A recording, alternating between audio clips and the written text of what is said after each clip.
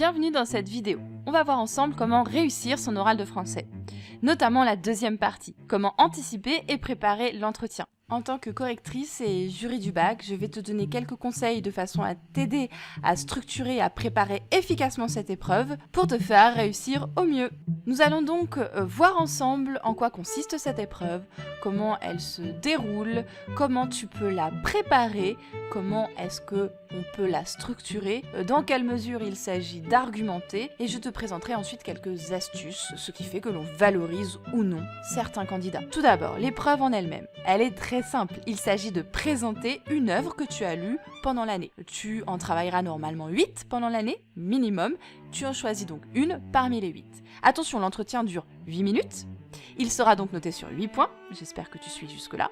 Il a lieu à la fin, après l'exposé sur ton texte et après la présentation de la question de grammaire. Faut être stratégique dès le départ. Soit tu choisis une œuvre étudiée intégralement, mais le correcteur sera plus exigeant avec toi, ou alors je t'invite à choisir plutôt une lecture cursive puisque tu l'as travaillée en autonomie et c'est ce qu'on cherche à évaluer, ta propre analyse personnelle d'une œuvre. Tu as toute l'année pour préparer cette épreuve, sois donc efficace dès le début de l'année. Je te conseille par contre de bien faire attention dès le départ. Ton exposé ne doit pas durer plus que de 4 minutes puisqu'il s'agit de se garder au moins 4 minutes pour pouvoir échanger avec l'examinateur. C'est très important si tu veux avoir tous les points. Alors comment structurer pendant ces 4 minutes la présentation de ton œuvre. Donc je te propose 1 minute, première étape, l'introduction. Tu présentes l'œuvre et son contexte, ce qui permet d'éclairer la lecture de l'œuvre.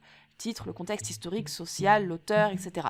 Deuxième étape, une deuxième minute, tu vas présenter très rapidement l'intrigue. De façon très brève, il ne s'agit surtout pas de trop développer. Appuie-toi peut-être sur le schéma narratif. Troisième étape, troisième minute, tu peux présenter les grands thèmes de réflexion abordés, nous montrer pourquoi cette œuvre est intéressante à étudier, à analyser, mettre en avant son originalité. Quatrième étape, tu vas aller vers la conclusion. Qu'est-ce qui fait que cette œuvre t'a intéressé plus que les autres? Je te le redis, c'est une épreuve à préparer dès le début de l'année. Dès que tu as choisi l'œuvre que tu allais présenter, tu fais une fiche, très simplement, 4 étapes. Tout au long de l'année, tu pourras y revenir, renouveler tes arguments, les peaufiner, les enrichir, les renforcer. Mais c'est très important de faire une fiche méthode. En effet, tu vas devoir argumenter tout au long de cette épreuve, notamment lors des 2 dernières étapes. Il s'agira donc de choisir des arguments pertinents, personnels, mais aussi des arguments littéraires. Alors c'est très vaste. Sur un roman par exemple, il s'agira peut-être de commenter de façon efficace les choix de l'auteur et du narrateur. Peut-être mettre en évidence l'intérêt du choix de tel ou tel point de vue. Peut-être argumenter en faveur de tel ou tel personnage. Présente-nous ses forces, ses faiblesses. Montre-nous ce qui fait que tel personnage a une dimension humaine ou au contraire surhumaine. Montre l'intérêt de présenter les différents thèmes de façon plus ou moins explicite. Et enfin, je t'invite à te reposer sur des extraits, des citations précises de l'œuvre, 1 ou 2 citations pour illustrer tes propos, tes arguments précédents.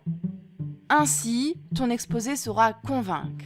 Mais il s'agit aussi de persuader. C'est-à-dire, comment persuader? Tu vas pouvoir nous faire part de ton ressenti de lecteur. Il ne s'agit pas d'un ressenti superficiel. J'ai aimé l'œuvre parce que l'intrigue était sympa. Non, justifie ton choix. Tu vas conclure, donc c'est la dernière étape, conclue en montrant ce qui t'a conduit à choisir cette œuvre-là et pas les autres. Propose ton ressenti de lecteur. Comment tu as vécu cette œuvre? Comment cette œuvre t'a fait grandir, t'a fait évoluer? Comment cette œuvre t'a bouleversé? C'est ce que l'on veut entendre.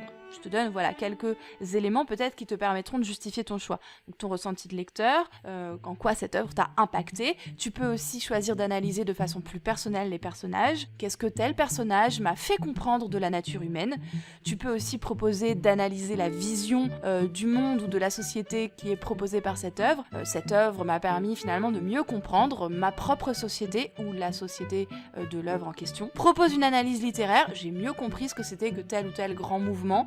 J'ai mieux compris comment cette œuvre permettait de faire grandir ou évoluer tel grand mouvement littéraire. Et enfin, tu peux analyser l'écriture, le style de l'écriture de l'auteur. Cette écriture était particulièrement élaborée, particulièrement dynamique, vive, précise, etc. Les petits plus, ce qui fait que je valorise les candidats que je vois. Je vais valoriser un candidat que je vois avoir fait des recherches personnelles. Je vois qu'il est allé chercher de son côté tout seul, creuser telle dimension de l'œuvre, tel aspect de tel ou tel personnage, etc. Un candidat qui va me montrer qu'il a réussi à faire résonner l'œuvre de façon personnelle avec son vécu. Par exemple, j'ai choisi cette pièce parce que j'ai toujours fait du théâtre depuis que je suis tout petit, et etc., etc. Un élève qui va me proposer une réflexion personnelle et nouvelle. Ou encore, un élève qui saura ouvrir cette œuvre et la mettre en relation avec d'autres œuvres qui ont été travaillées pendant l'année. À ne surtout pas faire. J'ai aimé l'œuvre parce qu'elle était courte, j'ai choisi l'œuvre parce que j'ai pas compris les autres, j'ai pris l'œuvre parce qu'en fait j'avais vu le film avant, ou alors j'ai pas terminé l'œuvre parce que, etc., etc. Ensuite, le dialogue, la deuxième partie, le véritable entretien. N'oublie pas d'y consacrer au moins 4 minutes, c'est difficile de le prévoir. L'examinateur revient sur des points clés qu'il estime que tu n'as pas assez développé ou d'autres points clés. Anticipe les questions générales qui sont à l'écran. Je te conseille surtout d'avoir une posture ouverte, d'être à l'écoute, de montrer que tu réfléchis, que tu es attentif aux questions qui te sont posées. Essaye d'y répondre de la façon la plus personnelle mais aussi la plus pertinente possible. Les derniers conseils que je te propose, il faut absolument que tu aies l'air convaincu par l'œuvre. C'est celle-ci que tu as choisie, c'est la meilleure. Et ensuite, sois convaincant dans le choix de tes arguments. Illustre-les par des exemples qui sont impactants, qui sont précis et rigoureux. Montre que tu es impliqué et impacté et intéressé par l'œuvre. Enfin, n'oublie pas qu'il s'agit d'un jeu de rôle. Tu joues le rôle d'un candidat, le jour d'un examen. La personne en face de toi joue son rôle d'examinateur ou d'examinatrice. Il s'agit donc de bien respecter ces deux postures. Joue ton rôle, tu peux tout miser sur cette dernière partie de l'épreuve, que tu aies bien ou moins bien réussi la partie précédente. Pour bien jouer un rôle en tant qu'acteur, il faut le préparer. Il faut vraiment le préparer toute l'année. N'oublie pas de prendre du plaisir, c'est une partie où tu vas pouvoir témoigner d'un ressenti de lecteur.